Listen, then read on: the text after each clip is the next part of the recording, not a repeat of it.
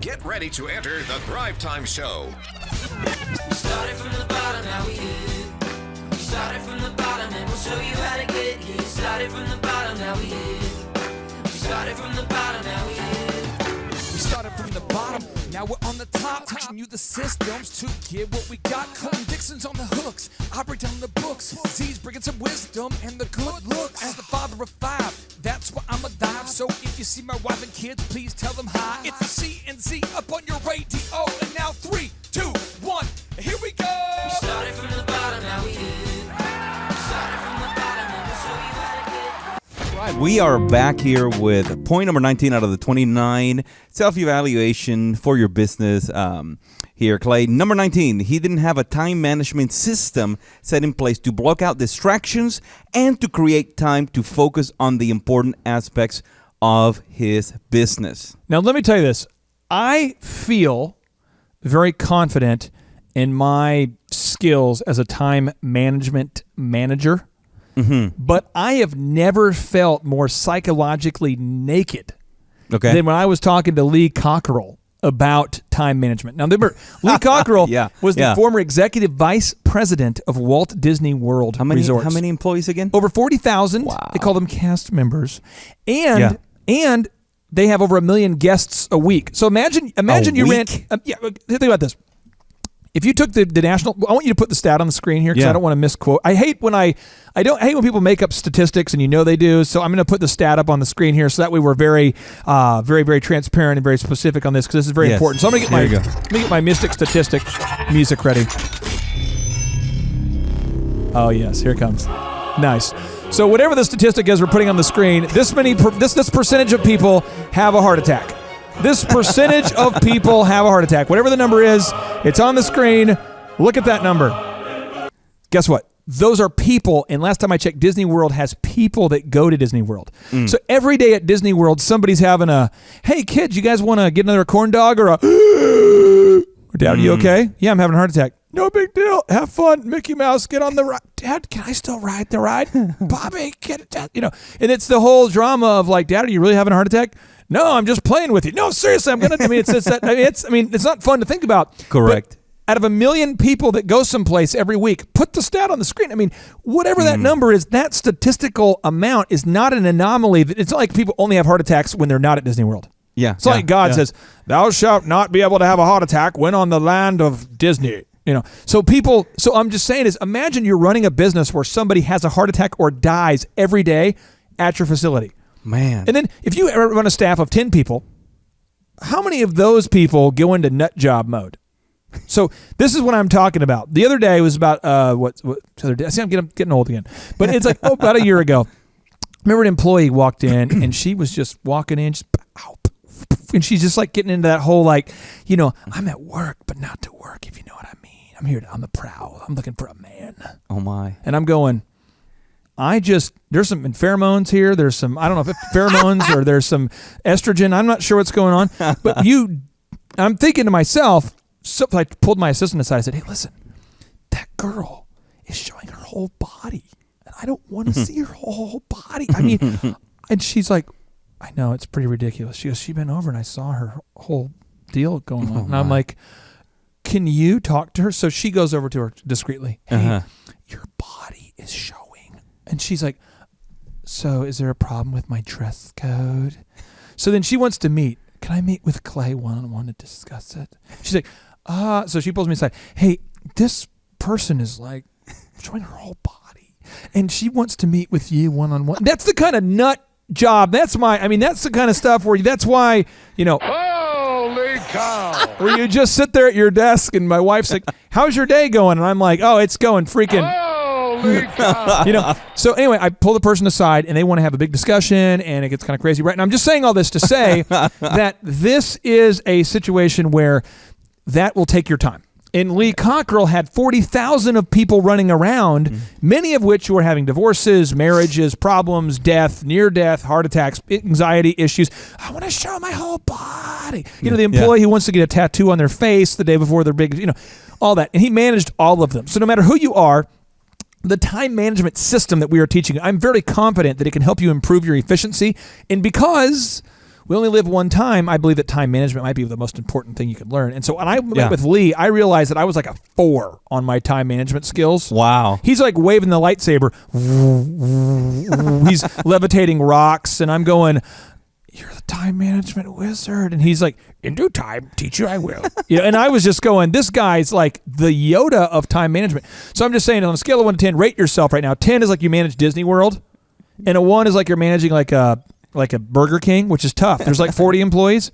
You know what I'm saying? Can you go below 1, right? Well, 1 is like you're managing like a, I don't know. We'll come back to it. You're managing a petting zoo, and you're in charge of petting the animals. That's what that's the a 1 is. iguanas of Mexico. I'm sorry, Safari Joe. I realize I've never worked with you, and I'm sure your job is very difficult, and your snakes freak me out. Anyway, back to you. All right, number 20. His overall growth was stagnant.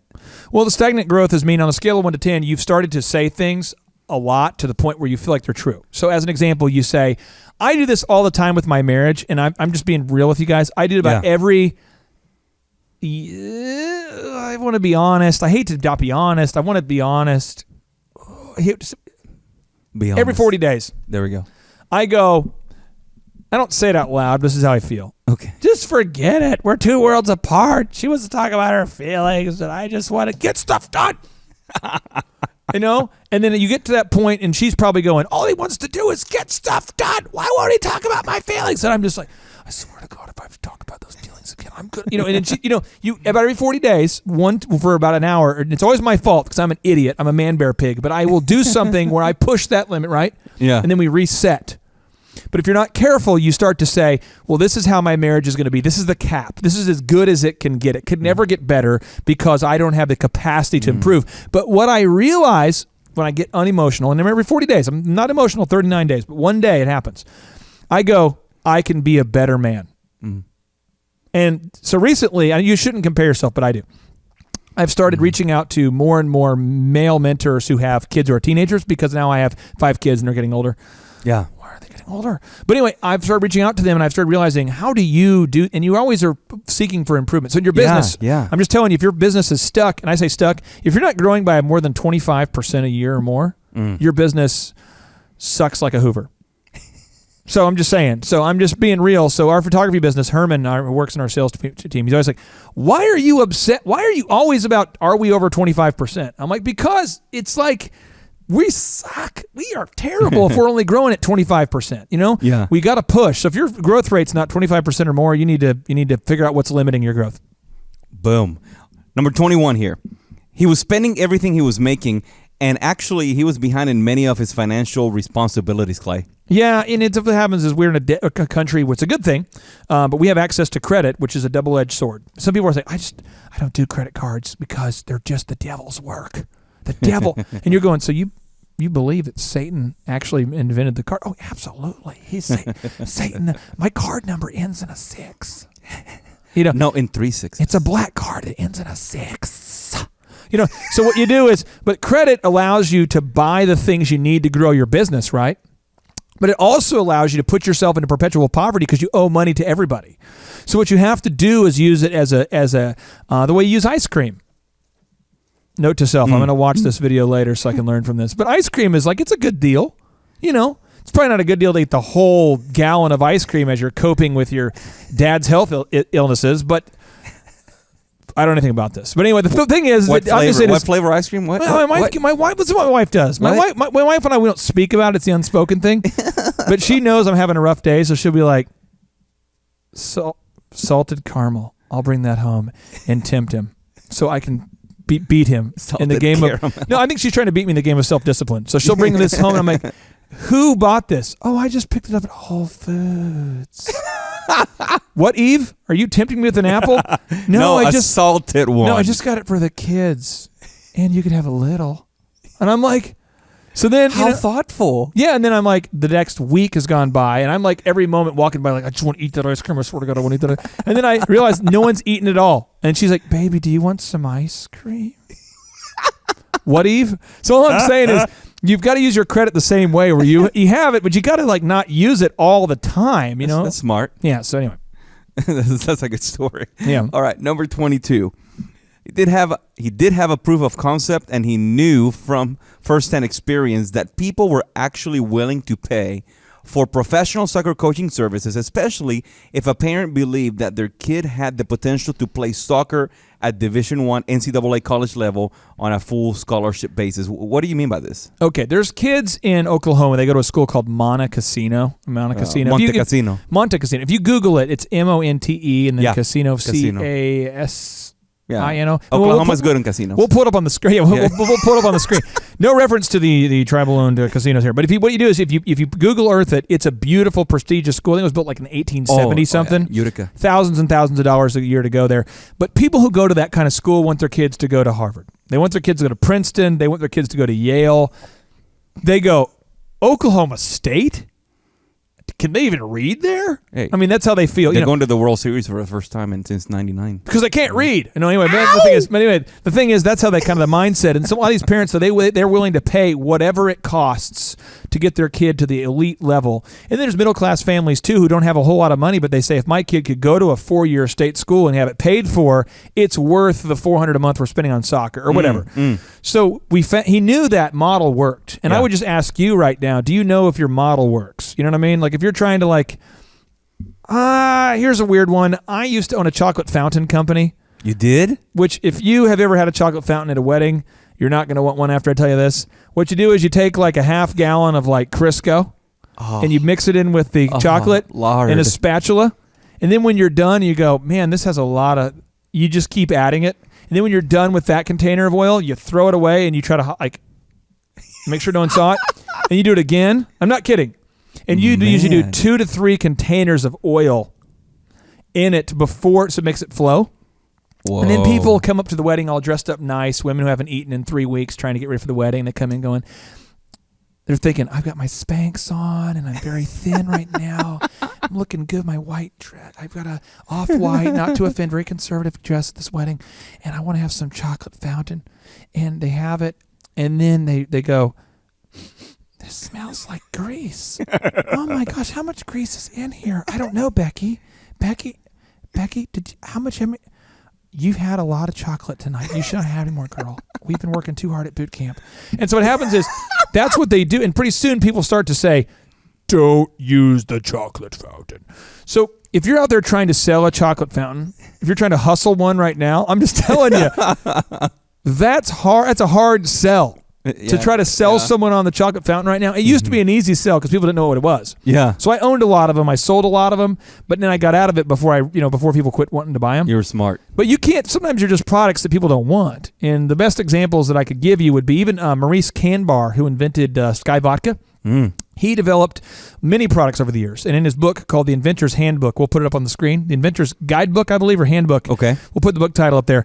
Maurice talked about several inventions that he made that people didn't want, and therefore he realized he shouldn't sell them because people didn't want to buy them. So all I'm saying is he knew that his product was viable, but on a scale of 1 to 10, I'd ask you to test how viable is my product and how much money am I willing to spend on testing it? Because sometimes some products just aren't meant to be made. There you go. Yeah. Very true. Solar-powered flashlights.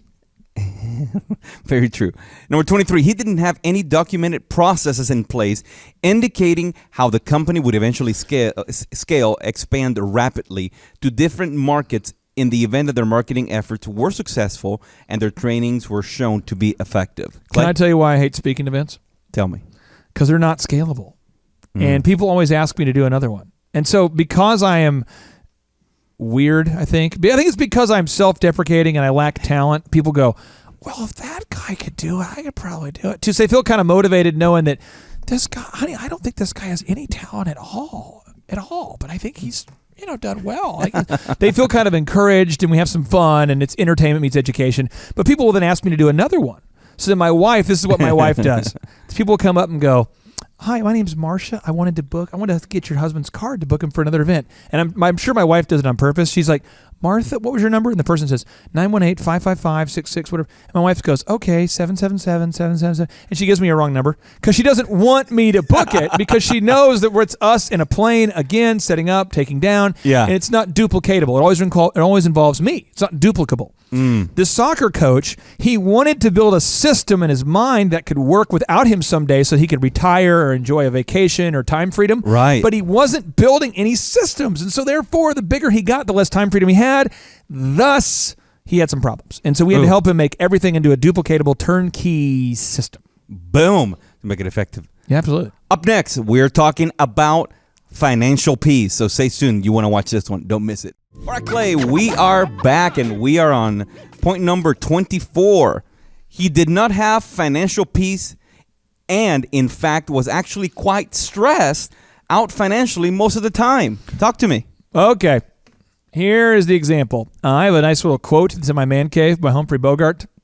It says, the point of making a lot of money is that someday you can tell a big shot where to go.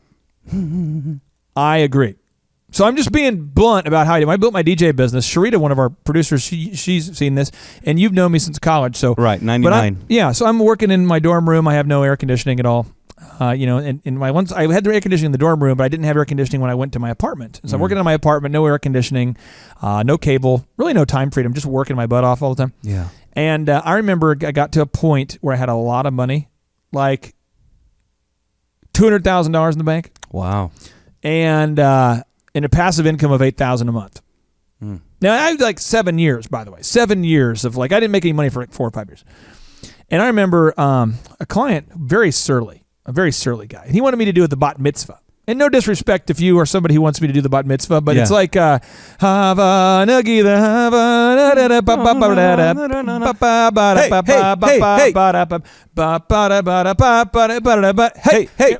So he's asking me this, and he says, "Now look at me.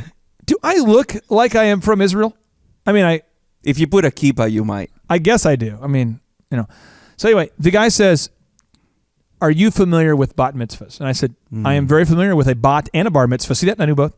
And I know that they celebrate, a young child becoming an adult in their faith. Yes. Well, what do you know about the Torah?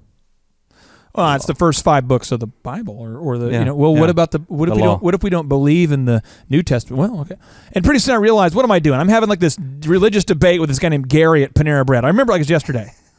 His name was Gary. And his last name started with a G, and you know who you are if you're watching. So anyway, he starts getting into this whole debate with me.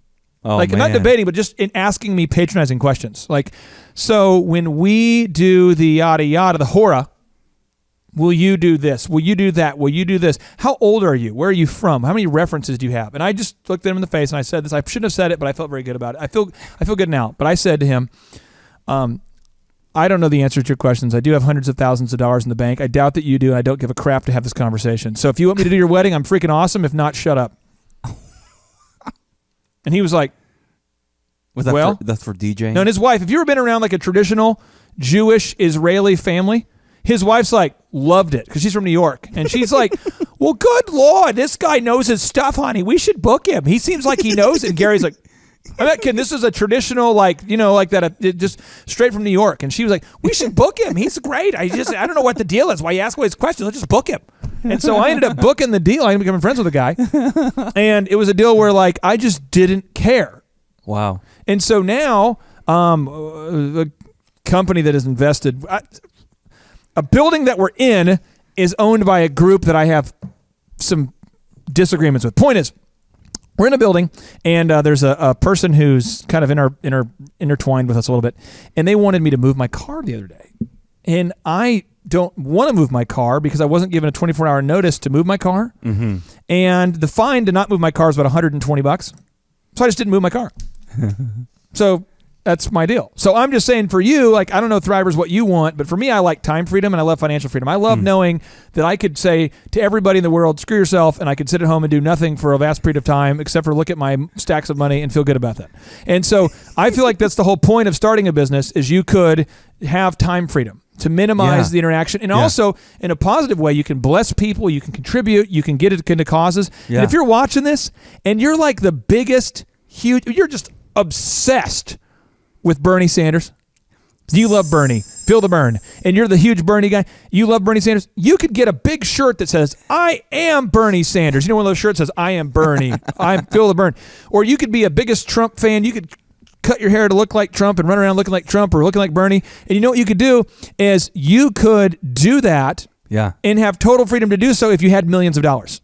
That's why Justin Bieber gets away with it. I mean, the guy putting like a tattoo on his head per hour. You know, every hour he's getting a new tattoo. And he's willing to get beat up by some bigger guy. Yeah, but you know, people put up with it because he can do what he wants. Yeah. So all I'm getting at is the financial freedom aspect. This guy was working all the time and had no money saved. Wow. So it's very important to ask yourself, drivers, what the heck are we doing? I mean, are we building a business just to work all the time and coach soccer till 4 a.m. on every Saturday and Sunday and travel around and getting... By the way, have you ever seen a basketball coach after the team loses? Oh, yeah. Oh, yeah. Always the kid there's always a kid who weighs like 407 pounds who can't barely move, and the parents will be like, I feel like he should be a striker. Lady, he just can't physically move his body. Could he be a striker? And you're like, no. And that's how it is. They attack you. So I'm just saying you have to really think about, what are you doing? You want to achieve financial freedom. And why are you doing it? Yeah. And this next point on number 25, Clay, goes... you're very passionate about this, and I'm glad that we're going to talk about it. Yep.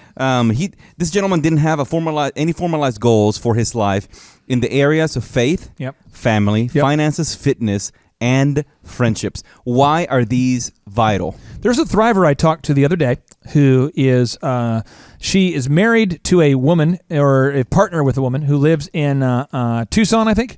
And we were talking to her, and the point is, she talked to me, and it doesn't matter whether I agree with her or disagree with her. Yeah. She owns a successful business, and she knows her faith. She knows her values. She's very confident in that, and she feels as though she's using her business to move where she wants to go. And I'm mentioning that because we're in a world where this is something being discussed right now. The world is wanting to know, how do you handle these things? And all I'm saying is she knows her faith, she knows her values, and she doesn't want me to give her my values. I would tell her if she asked, but she's not asking. Sure. But she knows what she's about. And then we have other people. I talked to a thriver the other day who owns a funeral home, who is a devout Christian man, who is all about trying to push back on what he believes to be a certain agenda and XYZ. But he knows his faith. Yeah. And you have to know your faith, because if you don't know what you're about, what's the point, right? I mean, what's the point of going to work if you don't know what you're going there for? True. Second is your faith, your family. You got to know your family. I mean, I have a beautiful wife. I have 5 kids, and I want to chase my wife around every night. There you go. I'll just leave it at that, but I do. I want to chase her around. That's the kind of idea. That's how you have 5 kids, by the way, thrivers. That's a little tip, but just bonus. So all I'm saying is that's that's one. I mean, I want to do it. I want to take her on dates. Yeah. And so clients, there'll always be more clients. There's always going to be more consulting deals. There's always going to be a new big idea. True. But faith, family, got to have your goals written down. So we have goals for family, faith, family, finances. We have financial goals. People say, why didn't you buy a bigger house? Well, people have known me for a while. I used to live in a big old 6,000 square foot house, but we had the business on one side and the home in the other. And then when I sold the house, I moved to a different place where I had a bigger office in a really small house.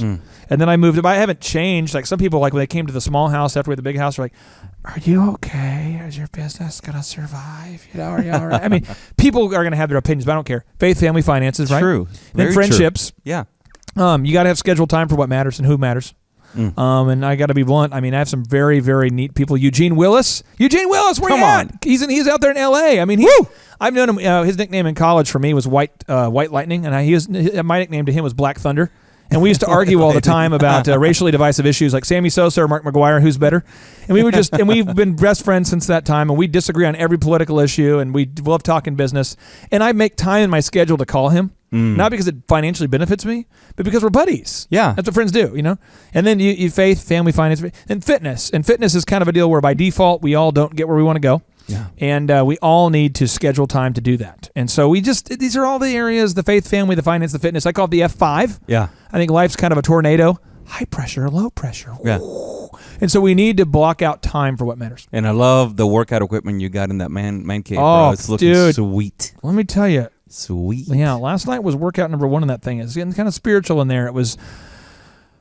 Should open a membership base or something. I get choked up talking about the man cave. Let's move on, because I feel like if I get into it too much, it's just this beautiful place. Okay, sorry, I touched a sensitive spot there. What opinion would? Okay. Number 26. All right, Clay. He didn't have any formalized or accurate checklist set in place. And I know you don't like checklists at all. And thus all questions from employees and customers were consistently being directed towards him. Let's talk about this one. Okay, well, if you don't have a system in place, everyone will ask you for the answer. So, Nate, one of our producers today, you asked, hey, I want to get an idea. I want to know what our move is, I think it was. How are we going to do this? What's the way we agree? What's our process, you know? Right. And if I haven't given him a directive, he's going to ask a question. I can't be mad that he wants to know. He wants to know because there's not a process. So it's on me. If it goes uphill, whoever the boss is, if he doesn't have a system, then there's a question.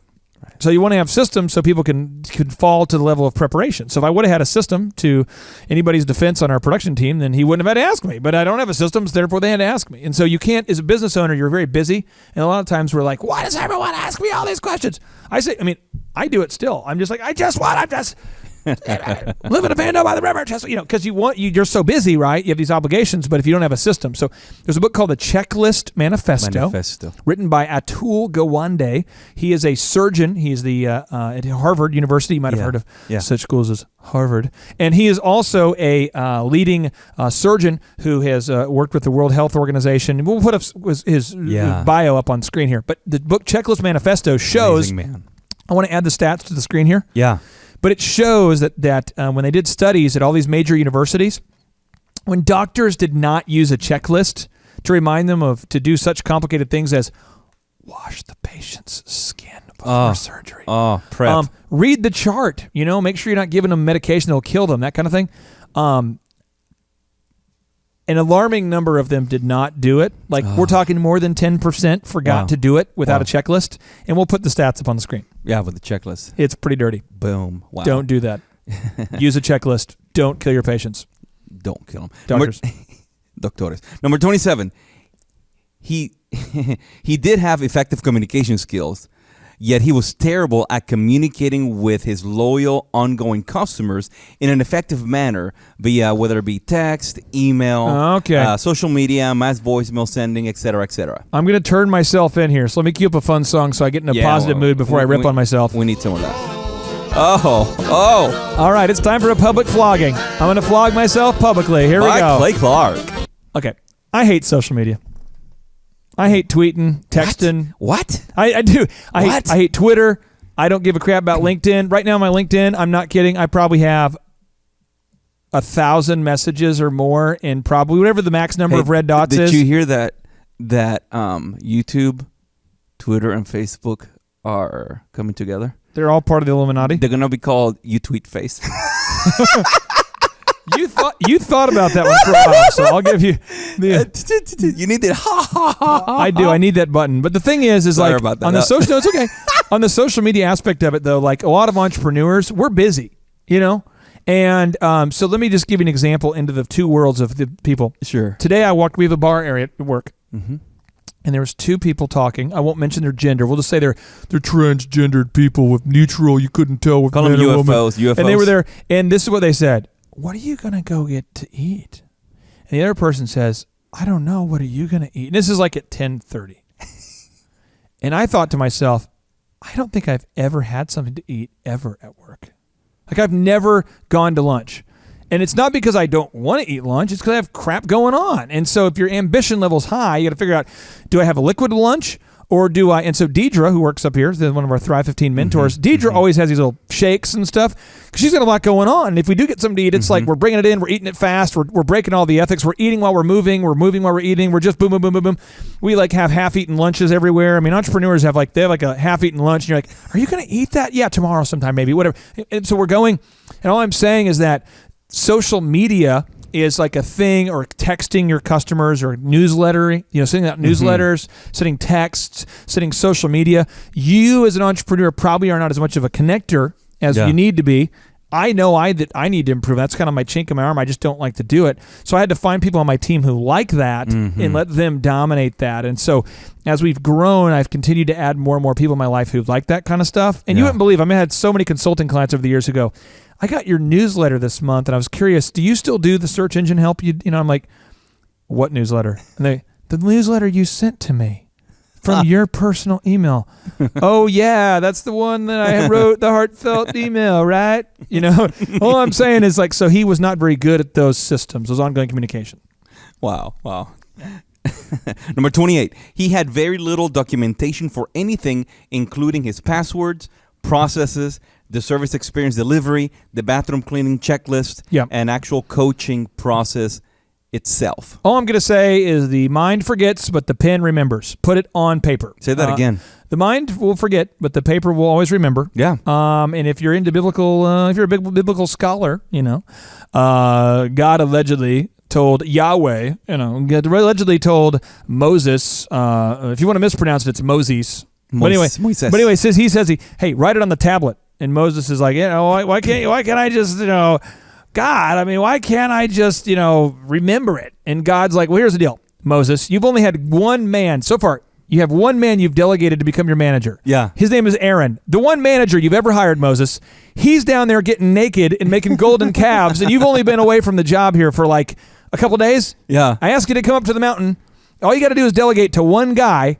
Yeah. And you delegated to a guy named Aaron who has built a golden calf, which is one of my anti-rule. You can't do that. And he's already getting naked. Why is he naked? And you're like, God, I'm sorry. I'm pretty bad at delegating at this point. But what was that again? And he's like, just write this on the tablet. All I'm getting is you have to document your rules. Otherwise, you'll drift and you'll lose sight of them. There we go. And finally, Clay, step number 29, he did not have a customer relationship management software in place, despite having worked over 10,000 paying customers throughout his 30-year career. CRM is a customer relationship management software. Okay. And this coach in particular, he had over 10,000 moms and dads that he had coached over a 20-year period. Imagine that. Wow. So imagine being like 45 and having that many people in your database. Yeah, man. That could be in your database, but instead you have nobody in your database. If he would have just sent out an email, I call it the woof, and then we'll wrap it up with this. I call it the woof. Yeah.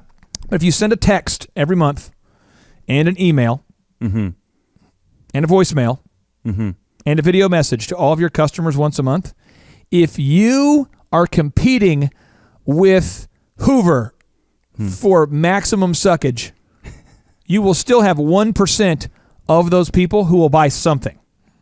So with 10,000, Homeboy could have been getting like 100 new customers a month just by default, just by top of mind. Even if he just would have sent the wrong email, someone would have said, hey, I got a message from you. Are you still coaching kids? Yeah, I have a kid. I have a neighbor. I have a cousin. I have a, that he would have got business. So very, very important you stay in constant communication with your customers. And we have very detailed training on how to send out those mass text emails, the whole deal.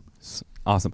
Okay, up next, we're going to be talking about the proven path to small business death, those 3 points that you're going to expand on it. So stay tuned. We'll be right back. I hate to do this.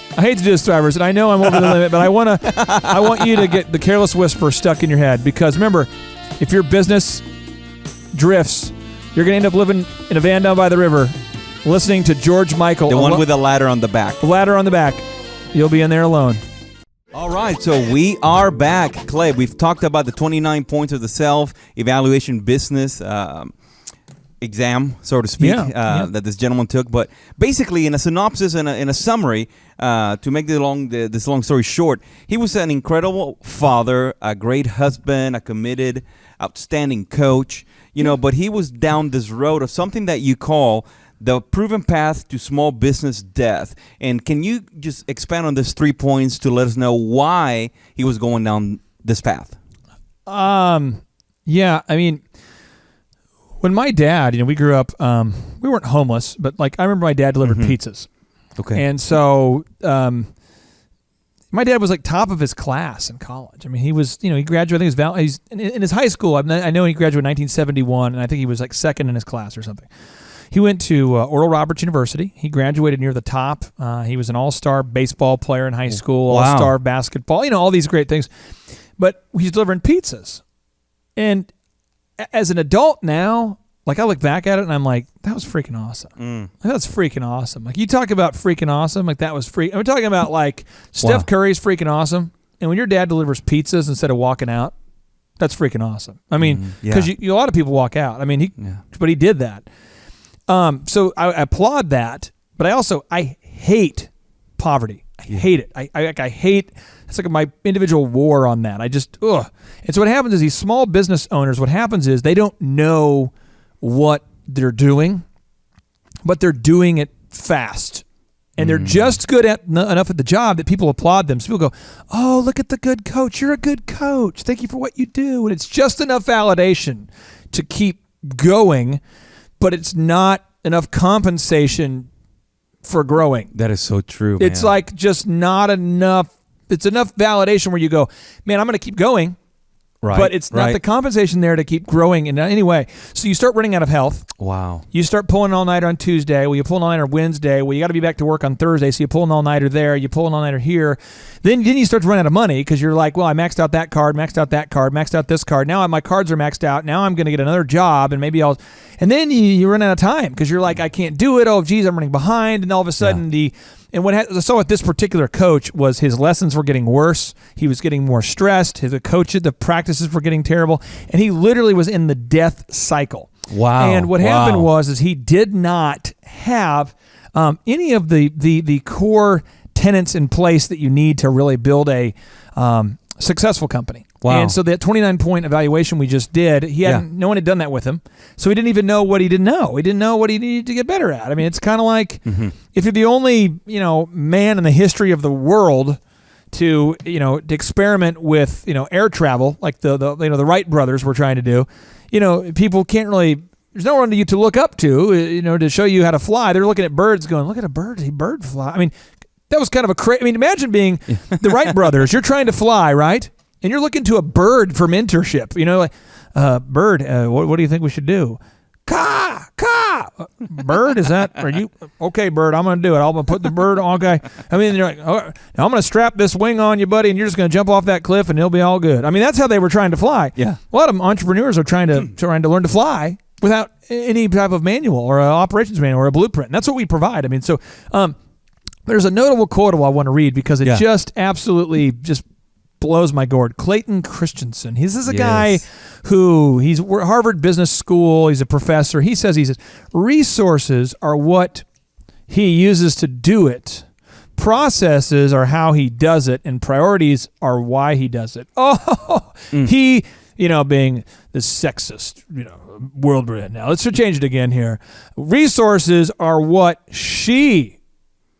Yeah. Hey, ladies night, every night here. She uses to do it, and probably better than a man, actually. And processes are how she does it, because that ladies know what they're doing. You know what I'm saying? Ladies. And then priorities are why she does it, because she doesn't need it she don't do it for a man. I'll tell you what, she's just like, she's no scrubs, you know what I'm saying? No scrubs, just she makes her own money.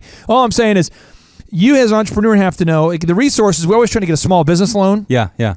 Trying to get business cards, trying to get a website. We're trying to get all these things, these accoutrements. If I just had these things, I have these new cameras and this new website and this new trinket, this new small business loan, a new office. Right. If I have all that, I'll be successful. No, it's not that. And if I just have all these checklists, all these systems, if I just have the checklist, then that'll be successful. No, you have to know why. You start with the priorities and know why you're doing it. So that is the thing that is crazy because.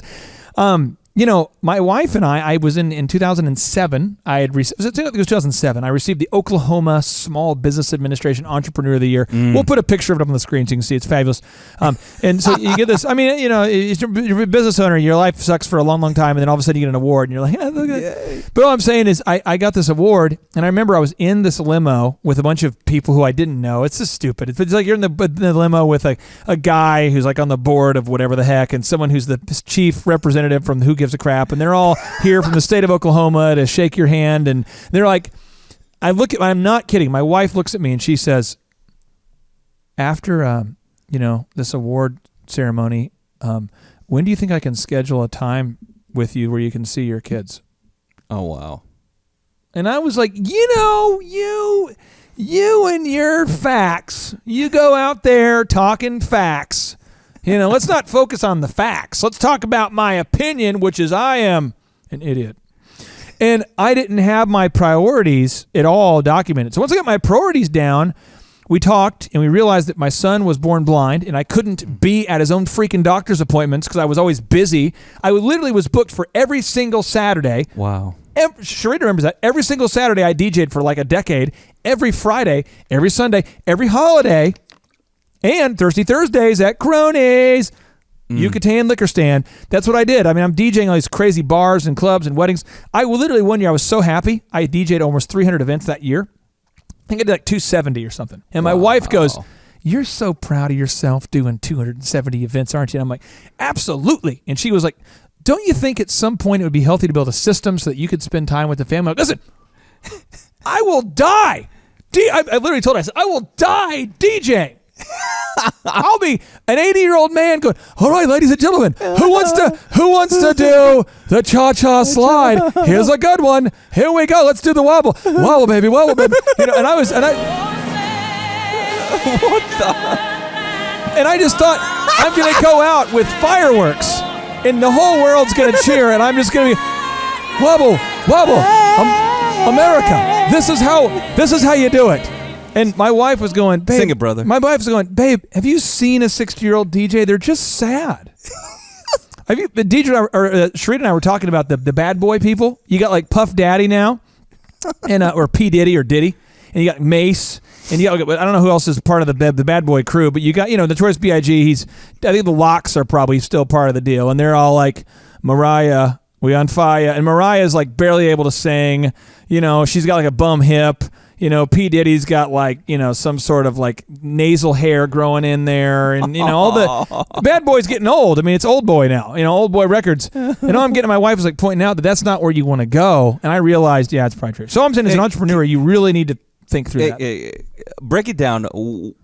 Differentiate working in the business versus working on the business. I know that Michael Gerber has a great quote. And we have it here. We can read it if you want. But I think our thrivers need to know, well, how do you differentiate the two and bring balance to that? Well, Michael Gerber wrote this awesome book, which you should probably buy. I hate to say this, but I do believe it. The world's best business book is the book that we've written for you that's part of your subscription. Yeah. And in my humble opinion, I mean, that great business book, I put that on the shelf at my house next to my sales trophy that I bought myself to celebrate my humbleness. Do we have a picture of the trophy? I don't know that we do. I've never seen it. When I sold the DJ business, Jason Bailey took it and he has it at the office. We need a picture. Dude, when we sold the business, there's so many stupid things I put in that agreement. Like, I get this couch, but I want this couch and I want this and that. And then he added stuff like, I want the trophy. And it got kind of litigious where we were just screwing around with each other, where I'm like, and then I want I want one night a week with your son to play video games or something stupid. So you put all these weird things there. But anyway, all I'm getting at is that Michael Gerber has this quote, though. He says, "The most entrepreneurs are merely technicians with an entrepreneurial seizure. Most entrepreneurs fail because you are working in your business rather than on your business." And this is from his landmark book, which in my mind is the second best business book. There you go. Michael, it's for you. Number 2. You're always right there with me, buddy. But anyway, so he says that, and what he's talking about is that what happens is entrepreneurs, we get excited, we have that seizure of like, I have an idea. My idea, I came back from Oklahoma State University, and I'm sitting on the couch, and my wife goes, "So why are you on the couch?" And I said, "Because I dropped out of school." You have that crazy Clark Griswold eye. I mean, I'm very Clark Griswoldian, and so my wife goes, "You what?" "Yeah, dropped out, just walked out, done, boom." Done, dude, career over, done. Oh yeah, I'm kind of, I get kind of crazy when I'm mad. I get kind of funny, and she was like, "Was that a wise decision?" "Oh yeah, wise. The wise man, wise man. I'm frankincense and myrrh, the whole deal. Yeah." And I'm not kidding. You have to ask her. You'd probably have to an email and ask her. I'm pretty sure she says that I laid on the couch for almost a day by myself, and I had a little bit of money saved, not a lot. I was working 3 jobs, and I just basically just checked out. Yeah, and I was like, I'm going to DJ full time. And I didn't drink alcohol or anything. I just sat there in like a comatose state. Yeah. Like in a dark room for like, I'm not kidding, like at least a day. And my wife's like, "Are you coming out?" "Sure. Yeah, absolutely come out soon."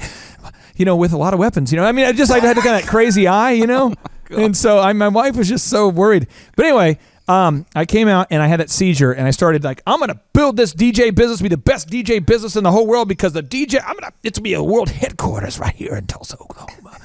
So I cold called every single business in the yellow pages. I started A. Wow. You're calling some weird crap in the A, by the way. You're calling like the apothecary shop. We sell custom compounds. So do you guys want a DJ to celebrate your custom pharmaceuticals?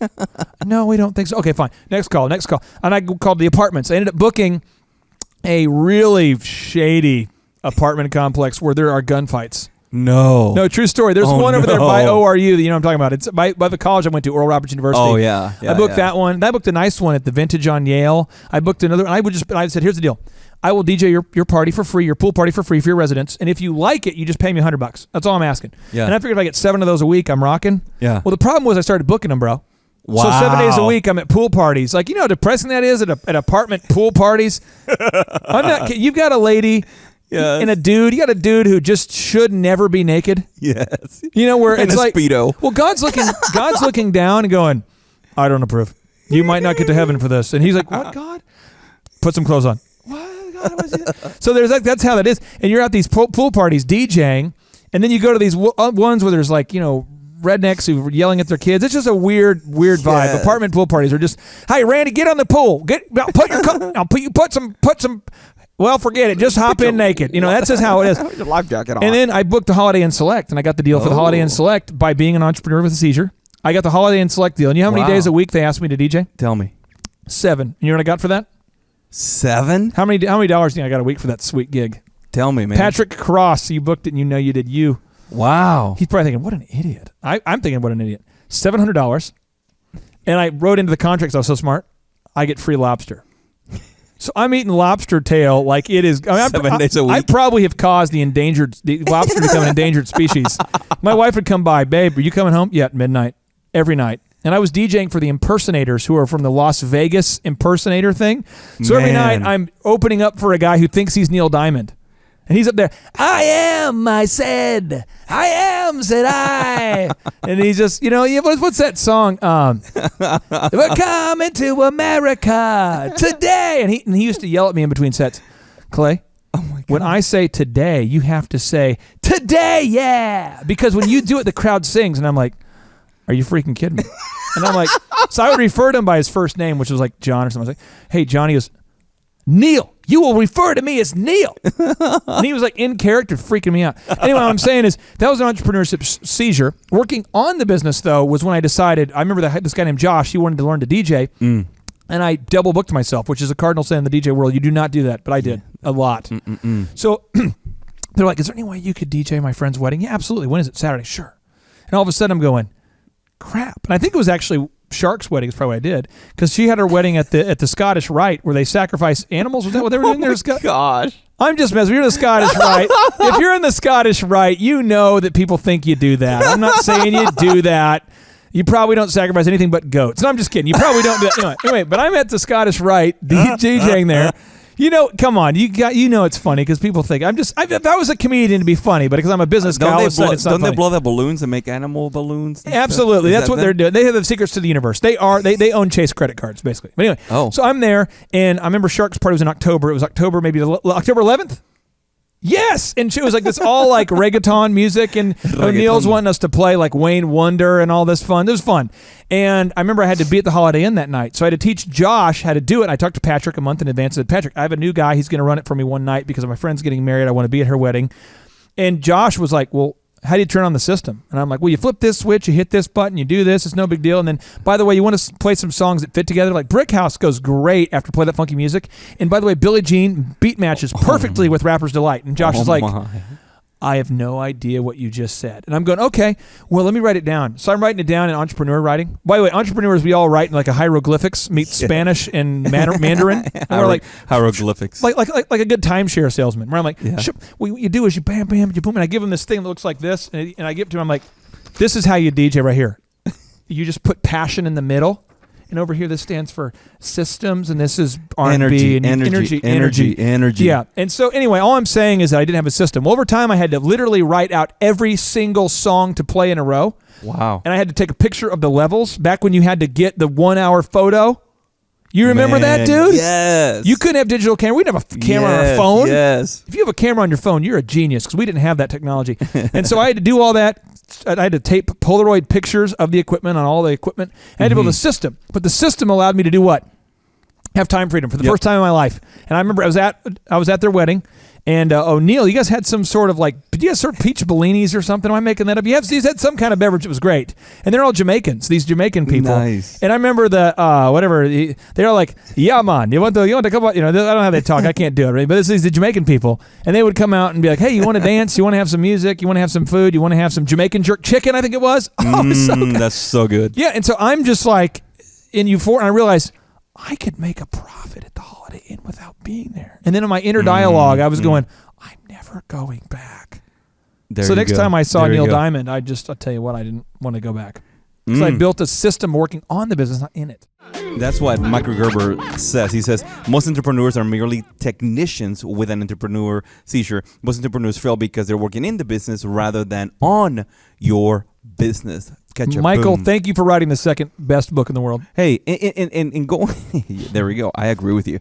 And talk to me about the pledge that every entrepreneur, business owner should say. Let's read it. If you're watching this right now and you're alone, you're with a group of people, unless you're like in the subway. I know we have a lot of New Yorkers. We have a lot of ladies in Brooklyn. Brooklyn, where you at? New York, why here? This is like my Brooklyn sound effect. My dad was born in New York. This is my Brooklyn. This is where. That's what Brooklyn, the founding location of hip hop. But here's the deal: if you're in the subway, just kind of look ahead. Don't say anything. You'll probably get slapped. But here's what you want to read. I state your name. Clay. Jose Miranda. Yeah. Believe that although my business does have unique variables and specialized aspects, I know that the similarities of successful businesses greatly outweigh their differences. I realize that saying yes, but my type of business is very different is not helpful and is a limiting belief. You've got to say that, because if you're running around going, and sign and date it too. You got to sign it and date it, and it's in your book. We're going to send it to you. But if you don't, I mean, you're just running around. I hate to use it, but the word jackass, mixed with that is called jackassery, and you are suffering from a deep case of jackassery if you believe, well, yeah, but my business, we do insulation. I mean, one lady I talked to, she goes, I'm going to change her industry because otherwise she'll know who she is. But she was like, my industry is so different. And it was just say it was in the world of raising horses. And so I said, so you're saying that it's harder to teach someone to raise a horse than it is to become a neurologist? Because I work with neurologists. I work with aviation businesses. You're saying it's harder to make a fuselage or harder to train a horse than it is to make a fuselage of an airplane? Yeah. Oh, I mean, I don't know what we do at that point. So, I mean, anything that's worth doing is, remember this, anything that's worth doing in the world of business is scalable and duplicatable. If it's not, it's called a hobby. And a hobby is something you should not do during the day. Otherwise, your wife will be mad at you. Go get a job. And then do the hobby. You're like, I love making replica Civil War, figurine stage set. Honey, you need to come inside. No, this isn't my job. No, you're just somebody who wants to be professionally unemployed, and you're going to call yourself an entrepreneur so people don't make fun of you. Get back in here. Quit making your Civil War reenactment little figurines, and you're painting them all night. Look here, this is Colonel Sanders. Well, he wasn't in the Civil War. It doesn't matter, honey. This is a replica. I mean, just get inside. Come inside. Quit doing the hobby. Go start a business. There you go. Very humorous. I love the edutainment here. So, Thrivers, that's how we can decrease your business reliance upon yourself.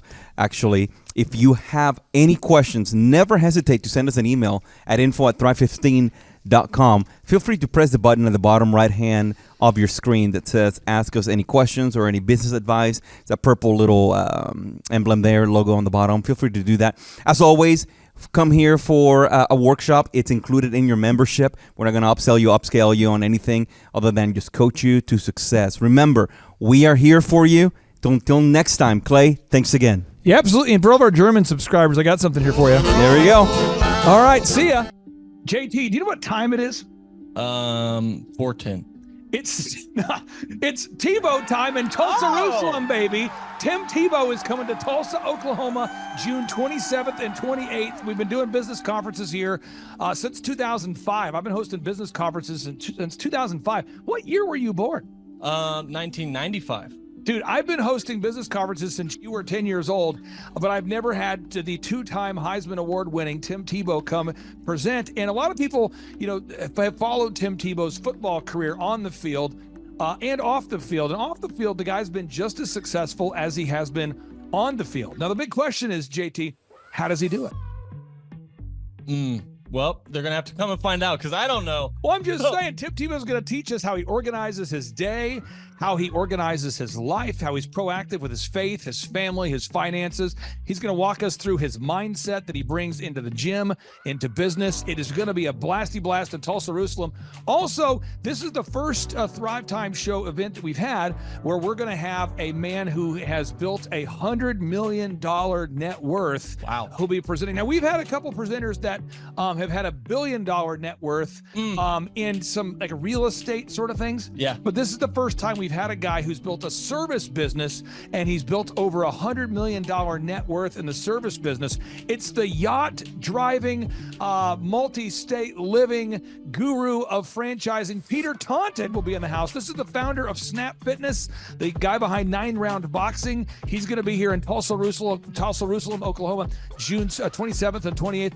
JT, why should everybody want to hear what Peter Taunton has to say? Oh, because he's incredible. He's just a fountain of knowledge. He is awesome. He has inspired me listening to him talk. And not only that, he also has, he practices what he teaches. So he's a real teacher. He's not a fake teacher like business school teachers. So you got to come learn from him. Also, let me tell you this, folks. I don't want to get this wrong because if I get it wrong, someone's going to say, you screwed that up, buddy. So Michael Levine, this is Michael Levine. He's going to be coming. You say, who's Michael Levine? I don't want to get this wrong. This is the PR consultant of choice for Michael Jackson, for Prince, for Nike, for Charlton Heston, for Nancy Kerrigan, 34 Grammy Award winners, 43 New York Times best-selling authors he's represented, including pretty much everybody you know who's been a super celebrity. This is Michael Levine, a good friend of mine. He's going to come and talk to you about personal branding and the mindset needed to be super successful. The lineup will continue to grow. We have hit Christian recording artist Colton Dixon in the house. Now, people say,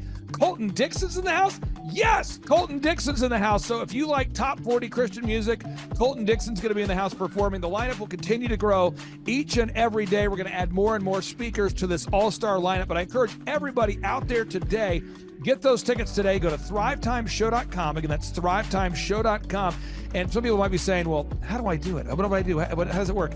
You just go to thrivetimeshow.com. Let's go there now. We're feeling the flow. We're going to thrivetimeshow.com. Again, you just go to thrivetimeshow.com. You click on the business conferences button, and you click on the request tickets button right there. The way I do our conferences is we tell people it's $250 to get a ticket. Yep. Or whatever price that you can afford. And the reason why I do that is I grew up without money. JT, you're in the process of building a super successful company. Did you start out with $1 million in the bank account? No, I did not. Nope, did not get any loans, nothing like that. Did not get an inheritance from parents or anything like that. I had to work for it, and I'm super grateful. I came to a business conference. That's actually how I met you, met Peter Taunton. I met all these people. So if you're out there today and you want to come to our workshop, again, you just got to go to thrivetimeshow.com. You might say, well, when's it going to be? June 27th and 28th. You might say, well, who's speaking? We already covered that. You might say, where's it going to be? It's going to be in Tulsa, Jerusalem, Oklahoma. And someone says, Tulsa, Jerusalem. I'm really trying to rebrand Tulsa as Tulsa, Jerusalem, sort of like the Jerusalem of America. But if you type in Thrive Time Show and Jinx, you can get a sneak peek or a look at our office facility. This is what it looks like. This is where you're headed. It's going to be a blasty blast. You can look inside, see the facility. We're going to have hundreds of entrepreneurs here.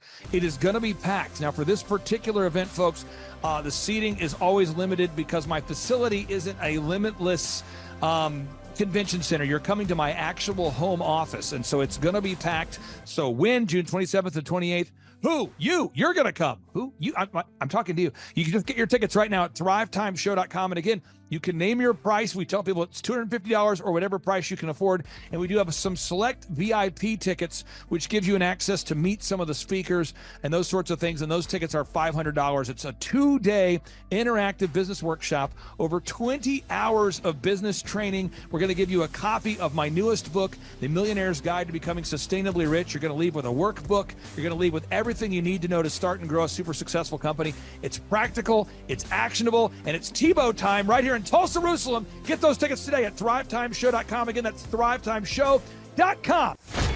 Hello, I'm Michael Levine, and I'm talking to you right now from the center of Hollywood, California, where I have represented over the last 35 years 58 Academy Award winners, 34 Grammy Award winners, 43 New York Times bestsellers. I've represented a lot of major stars, and I've worked with a lot of major companies. And I think I've learned a few things about what makes them work and what makes them not work. Now, why would a man living in Hollywood, California, in the beautiful sunny weather of LA, come to Tulsa? Because last year I did it, and it was damn exciting. Clay Clark has put together an exceptional presentation, really life-changing, and I'm looking forward to seeing you then. I'm Michael Levine. I'll see you in Tulsa. James, did I tell you my good friend John Lee Dumas is also joining us at the in-person 2-day interactive Thrive Time Show business workshop? That Tim Tebow and that Michael Levine will be at. Have I told you this? You have not told me that. Oh, he's coming all the way from Puerto Rico. This is John Lee Dumas, the host of the chart-topping EOFire.com podcast. He's absolutely a living legend. This guy started a podcast after wrapping up his service in the United States military, and he started recording this podcast daily in his home, to the point where he started interviewing big-time folks like Gary Vaynerchuk, like Tony Robbins, and he just kept interviewing bigger and bigger names, putting out shows day after day. And now he is the legendary host of the EO Fire podcast, and he's traveling all the way from Puerto Rico to Tulsa, Oklahoma to attend the in-person June 27th and 28th Thrive Time Show 2-day interactive business workshop. If you're out there today, folks, you've ever wanted to grow a podcast, a broadcast, you want to improve your marketing, if you've ever wanted to improve your marketing, your branding, if you've ever wanted to increase your sales, you want to come to the 2-day interactive June 27th and 28th Thrive Time Show business workshop featuring Tim Tebow, Michael Levine, John Lee Dumas, and countless big-time super successful entrepreneurs. It's going to be life-changing. Get your tickets right now at thrivetimeshow.com. James, what website is that? thrivetimeshow.com. James, one more time with more enthusiasm. thrivetimeshow.com. Shine, everything rides on tonight. Even if I got 3 strikes, I'ma go for it. This moment, we own it, I'm not to be played with, because it could get dangerous. See these people I ride with. This moment, we own it. Thrive Time Show 2-day interactive business workshops are the world's highest rated and most reviewed business workshops, because we teach you what you need to know to grow. You can learn the proven 13-point business systems that Dr. Zellner and I have used over and over to start and grow successful companies. I mean, we get into the specific steps on what you need to do to optimize your website. We're going to teach you how to fix your conversion rate. We're going to teach you how to do a social media marketing campaign that works. How do you raise capital? How do you get a small business loan? We teach you everything you need to know here during a 2-day, 15-hour workshop. It's all here for you. You work every day in your business, but for 2 days you can escape and work on your business and build these proven systems, so now you can have a successful company that will produce both the time freedom and the financial freedom that you deserve. You're going to leave energized, motivated, but you're also going to leave empowered. The reason why I've built these workshops is because as an entrepreneur, I always wish that I had this. And because there wasn't anything like this, I would go to these motivational seminars, no money down, real estate, Ponzi scheme, get motivated seminars, and they would never teach me anything. It was like you went there and you paid for the big chocolate Easter bunny, but inside of it, it was a hollow nothingness. And I wanted the knowledge, and they're like, oh, but we'll teach you the knowledge after our next workshop. And the great thing is we have nothing to upsell. At every workshop, we teach you what you need to know. There's no one in the back of the room trying to sell you some next big get-rich-quick, walk-on-hot coals product. It's literally, we teach you the brass tacks, the specific stuff that you need to know to learn how to start and grow a business. And I encourage you to not believe what I'm saying, and I want you to Google the Z66 auto auction. I want you to Google elephant in the room. Look at Robert Zellner and Associates. Look them up and say, are they successful because they're geniuses, or are they successful because they have a proven system? When you do that research, you will discover that the same systems that we use in our own business can be used in your business.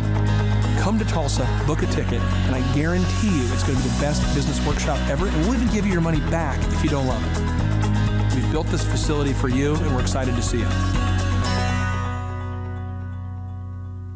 And now you may be thinking, what does it actually cost to attend an in-person 2-day interactive Thrive Time Show business workshop? Well, good news. The tickets are $250 or whatever price that you can afford. What? Yes, they're $250 or whatever price you can afford. I grew up without money, and I know what it's like to live without money. So if you're out there today and you want to attend our in-person 2-day interactive business workshop, all you got to do is go to thrivetimeshow.com to request those tickets. And if you can't afford $250, we have scholarship pricing available to make it affordable for you. I learned at the Academy, Kings Point in New York. Acta non verba. Watch what a person does, not what they say. Whoa.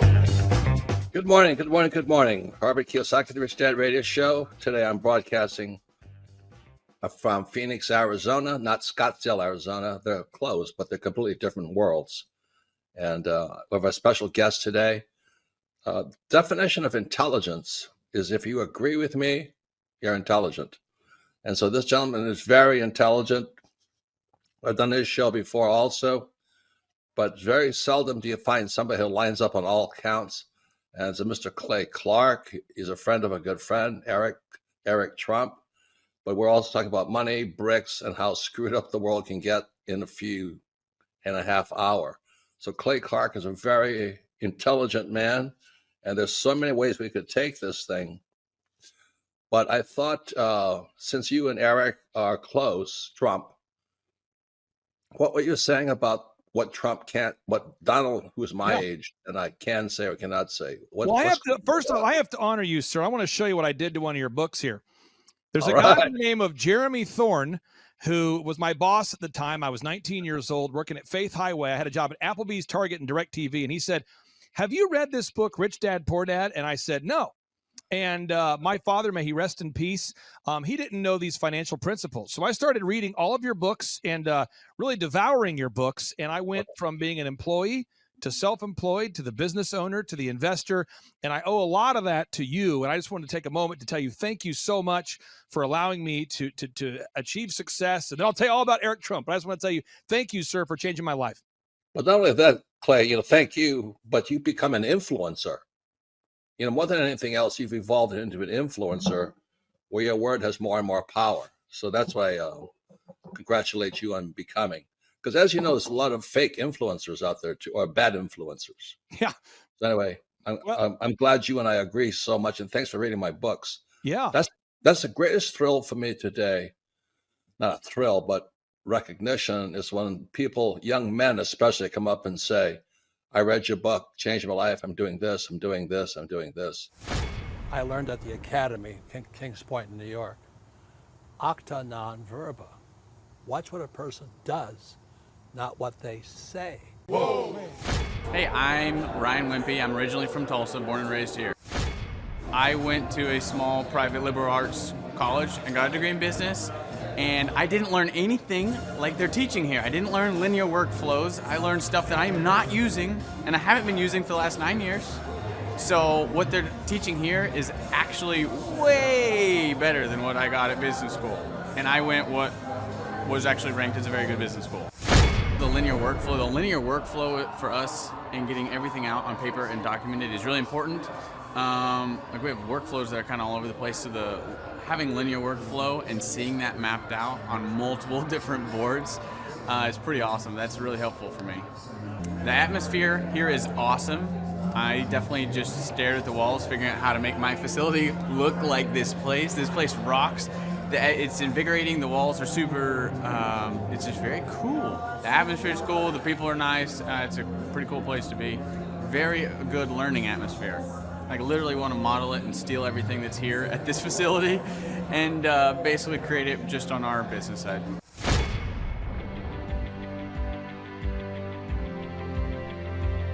Once I saw what they were doing, I knew I had to get here at the conference. This is probably the best conference or seminar I've ever been to in over 30 years in business. You're not bored. You're awake, alive the whole time. It's not pushy.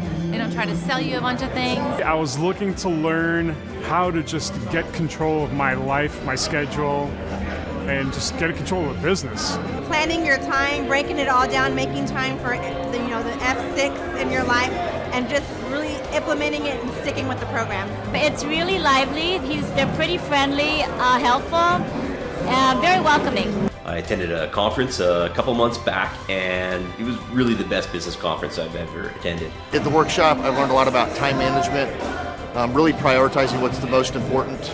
Biggest takeaways are, you want to take a step-by-step approach to your business. Whether it's marketing, what are those 3 marketing tools that you want to use, to human resources. Some of the most successful people and successful businesses in this town, their owners were here today because they wanted to know more from Clay, and I found that to be kind of fascinating. The most valuable thing that I've learned is diligence, that businesses don't change overnight. It takes time and effort, and you got to go through the ups and downs of getting it to where you want to go. He actually gives you the roadmap out. I was stuck, didn't know what to do, and he gave me the roadmap out step by step. We've set up systems in the business that make my life much easier, allow me some time freedom. Here you can ask any question you want. They guarantee it'll be answered. This conference motivates me and also give me a lot of knowledge and tools. It's up to you to do it. Everybody can do these things. There's stuff that everybody knows, but if you don't do it, nobody else can do it for you. I can see the marketing working, and it's just an approach that makes sense. Probably the most notable thing is just the income increase that we've had. Everyone's super fun, it's super motivating. I've been here before, but I'm back again because it motivates me. Your competition's going to come eventually, or try to pick up these tactics. So if you don't, somebody else will. I'm Rachel with Tip Top Canine, and we just want to give a huge thank you to Clay and Vanessa Clark. Hey guys, I'm Ryan with Tip Top Canine. Just want to say a big thank you to Thrive 15. Thank you to Make Your Life Epic. We love you guys, we appreciate you, and really just appreciate how far you've taken us. This is our old house, right? This is where we used to live a few years ago. This is our old neighborhood. See? It's nice, right? So this is my old van and our old school marketing, and this is our old team. And by team, I mean it's me and another guy. This is our new house with our new neighborhood. This is our new van with our new marketing, and this is our new team. We went from 4 to 14, and I took this beautiful photo. We worked with several different business coaches in the past, and they were all about helping Ryan sell better and just teaching sales, which is awesome, but Ryan is a really great salesman. So we didn't need that. We needed somebody to help us get everything that was in his head out into systems, into manuals and scripts, and actually build a team. So now that we have systems in place, we've gone from 1 to 10 locations in only a year. In October 2016, we grossed 13 grand for the whole month. Right now it's 2018, the month of October. It's only the 22nd. We've already grossed a little over 50 grand for the whole month, and we still have time to go. We're just thankful for you, thankful for Thrive and your mentorship, and we're really thankful that you guys have helped us to grow a business that we run now instead of the business running us. Just thank you times 1,000. So we really just want to thank you, Clay, and thank you, Vanessa, for everything you've done, everything you've helped us with. We love you guys.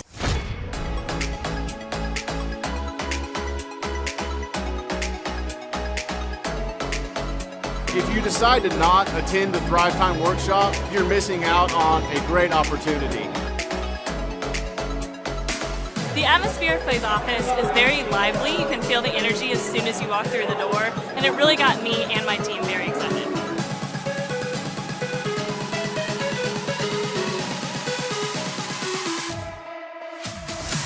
If you decide not to come, you're missing out on an opportunity to grow your business. Bottom line. Love the environment.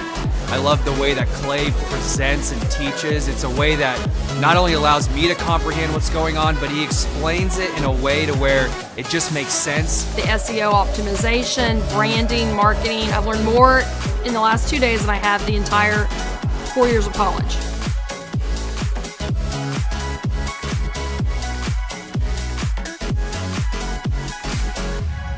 The most valuable thing that I've learned, marketing is key. Marketing is everything. Making sure that you're branded accurately and clearly. How to grow a business using Google reviews, and then just how to optimize our name through our website also. Helpful with a lot of marketing, search engine optimization, helping us really rank high in Google. The biggest thing I needed to learn was how to build my foundation, how to systemize everything and optimize everything, build my SEO. How to become more organized, more efficient. How to make sure the business is really there to serve me as opposed to me constantly being there for the business. New ways of advertising my business, as well as recruiting new employees. Group interviews, number one. Before we felt like we were held hostage by our employees. Group interviews has completely eliminated that because you're able to really find the people that would really be the best fit. Hands-on how to hire people, how to deal with human resources, a lot about marketing, and overall just how to structure the business, how it works for me, and also then how that can translate into working better for my clients. The most valuable thing I've learned here is time management. I like the 1 hour of doing your business is real critical if I'm going to grow and change. Clay really teaches you how to navigate through those things and not only find freedom, but find your purpose in your business and find the purposes for all those other people that directly affect your business as well. Everybody. Everybody. Everyone needs to attend the conference because you get an opportunity to see that it's real.